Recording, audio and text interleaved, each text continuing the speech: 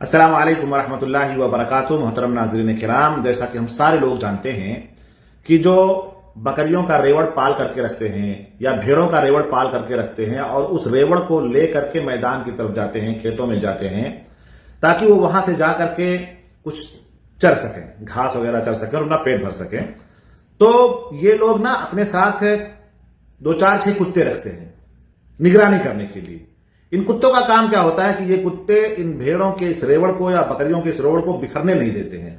کوئی اگر آگے ہو جاتا ہے تو اس کو لے کر کے آتے ہیں، کوئی پیچھے ہو جاتا ہے تو اس کو ریوڑ میں لے جا کر کے شریک کرتے ہیں اور نکلنے، بلکہ ان کا ایک دائرہ ہوتا ہے، اسی دائرے میں اس کو رکھتے ہیں۔ یعنی کہ وہ انہیں مشکلات میں نہیں ڈالتے ہیں بلکہ مشکلات سے انہیں محفوظ رکھتے ہیں تاکہ بھیڑیے ان کے اوپر اٹیک نہ کر سکیں، کوئی درندہ ان کے اوپر اٹیک کر کے ان کو اٹھا نہ لے جائے۔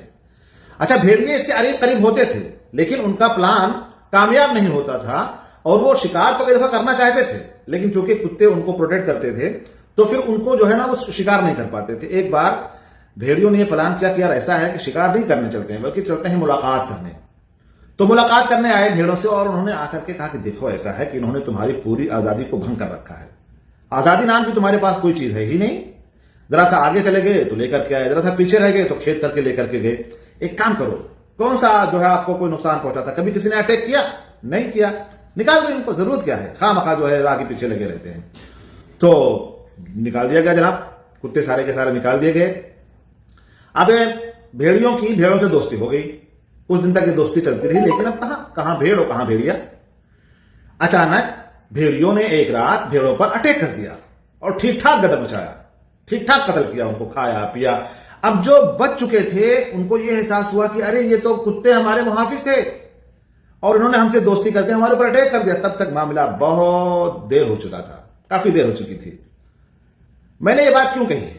میں نے بات اس لیے کہی ہے کہ اس کے اندر ہمارے لیے سبق اور عبرت اور نصیحت ہے کہ ہمارے والدین، ہمارا بھائی، ہمارا ذمہ دار، ہمارا شوہر، یہ جو کچھ بھی لوگ ہیں، یہ اگر ہمیں اور آپ کو کسی چیز سے روکتے ہیں تو اس لیے روکتے ہیں کہ وہ چیز ہمارے لیے مناسب نہیں ہے، وہ دوست ہمارے لیے مناسب نہیں ہے، وہ سہیلی ہمارے لیے مناسب نہیں ہے، وہ شخص ہمارے لیے مناسب نہیں ہے، اس کا ملنا جلنا ہمارے لیے مناسب نہیں ہے، کیونکہ جب وہ ہم سے ملے گا جلے گا تو خطرے میں ڈالے گا۔